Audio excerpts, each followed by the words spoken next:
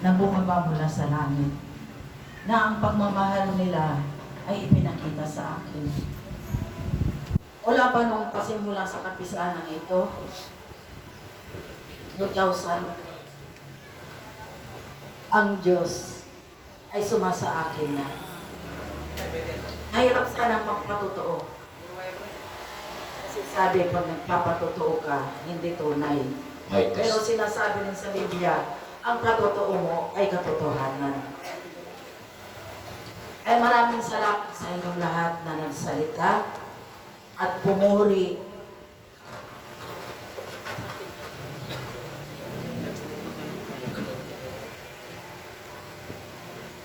At sa lahat ng mga dumalo, pati hindi ko inaasahan na mga mahal ko ay nakarating sila sa aking kaarawan na ito. Napakaligaya ko.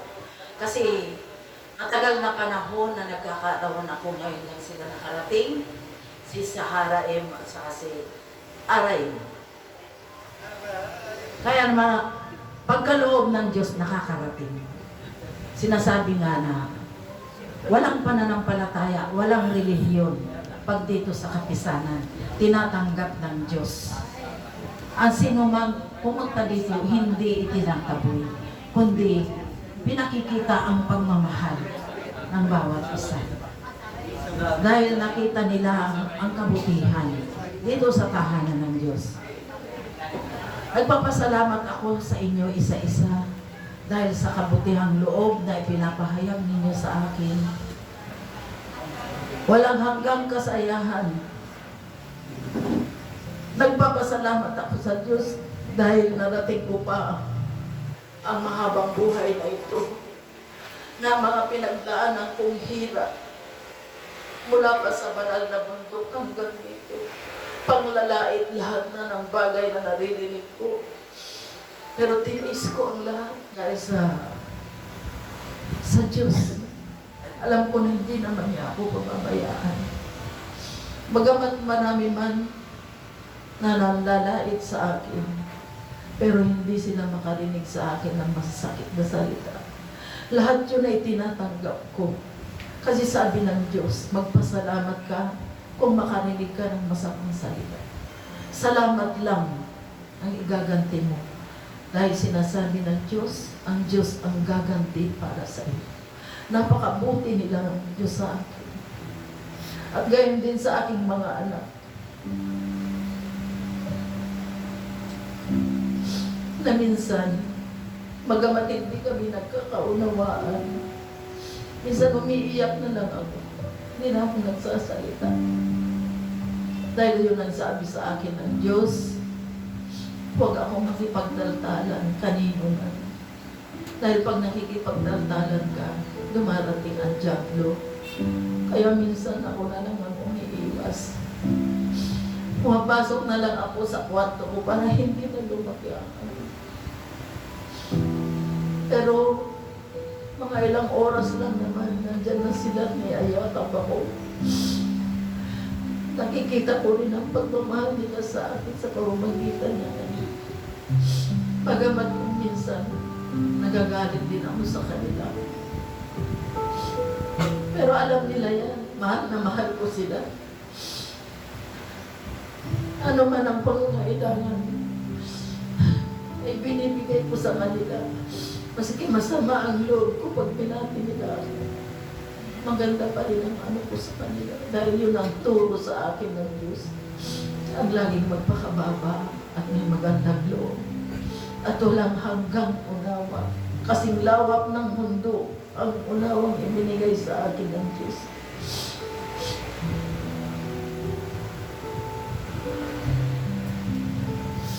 At gayun din sa mga anak ko sa Espiritu, kung gaano pagmamahal ko sa aking mga anak, ay gayon din sa inyo. Pantay-pantay ang pagmamahal ko sa inyo, wala akong itinatangi. Yan ang tandaan ninyo. Maging mga apostol man, propeta man, bagamat minsan nagagalit ang Diyos, akala nila ako ang nagagalit ng mga anak ko.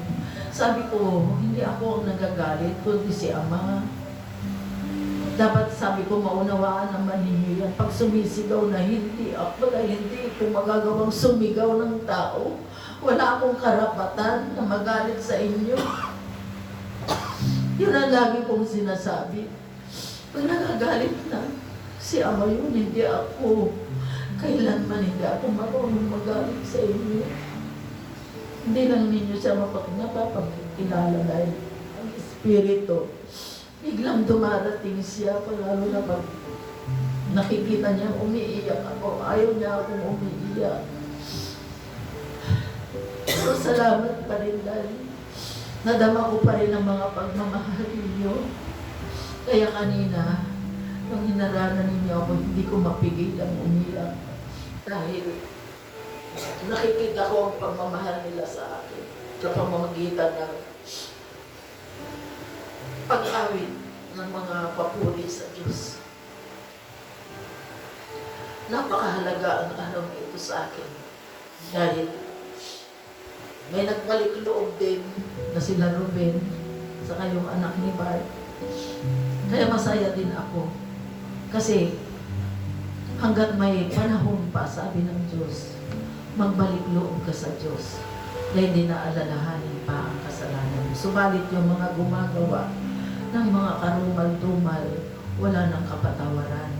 Kaya humingi na lang ako sa inyo ng pasensya kung hindi kayo makapasok sa tahanan ng Diyos. Kasi yun ang utos sa akin. Kung hindi ko naman susundin, ako naman ang parurusahan. Kaya mahigpit ang batas ng Diyos.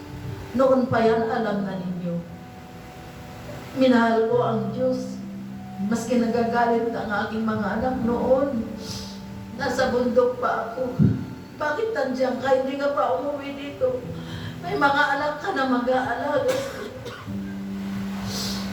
Pag naalala ko yung sinasabi ni kapatid na Huda, Sister, pag uuwi ka, mamamatay ka, hindi ka rin pakikinabangan ng mga anak mo.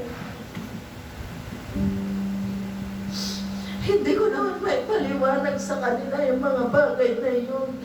At gusto ko rin pang mabuhay para makasama ko rin sila dahil sa mga pagsubok, nagkahiwalay kami kasama mga anak ko na hiwalay ako sa kanila. Si Emma lang ang naging kasama ko. Kaya gusto ko rin mabuhay. Kaya nagtiis ako sa bundok. Maghapon lugaw ang kinakain namin. Kasama ko ang mga apostol. Mag-iisa lang akong babae. Pero nakita ko sa kanila ang pagrespeto dahil isa lang akong babae, puro sila lalaki. Kung iisipin ng iba yun, ay imposible dahil isang babae, puro lalaki ang kasama, mag-iisip na ng masama. Pero nakita ko ang kabutihan ng loob nila, lahat ng mga nakasama ko sa bundok. Tinuring talaga nila akong kasi ang Diyos naman ang kasama ko doon. Hindi ko sila kilala. Doon na kami kita-kita sa bundok ng panahon na yun. Lalo na si Uhudas, hindi ko naman kilala yan. Nagtaka na lang ako bakit binigay ako ng Diyos sa kanya at binigay din siya sa akin. Wala naman akong magawa kundi sumunod dahil ako sumusunod sa Diyos. Pinagkaloob ko na sa Kanya ang buong buhay ko. Lahat-lahat pinagkaloob ko na sa Kanya. Hindi ko na pag-aari ang katawang ito. Kundi pag-aari ng Diyos. Kung buhayin man nila ako ng matagal, pinaubaya ko na sa kanila. Kung bubuhayin ako hanggang sa walang hanggan, na ganito pa rin ako, magpapasalamat ako sa kanila na walang pagbabago ang katawan. Para masubaybayan ko rin naman kayong lahat ng mga anak ko. Walang pagkakaiba. Matanda man, bata man, lahat pantay-pantay ang pagtingin ko sa inyo. Kaya maraming salamat. Pinasaya ninyo ako at pinaiyak sa kaarawan kong ito. Maligayang maligaya ako. Maraming salamat sa lahat ng mga papuri ninyo. Salamat din sa iyong At salamat din sa asawa ko dahil pag hindi ako makatulog, dalawa kaming napupuyat.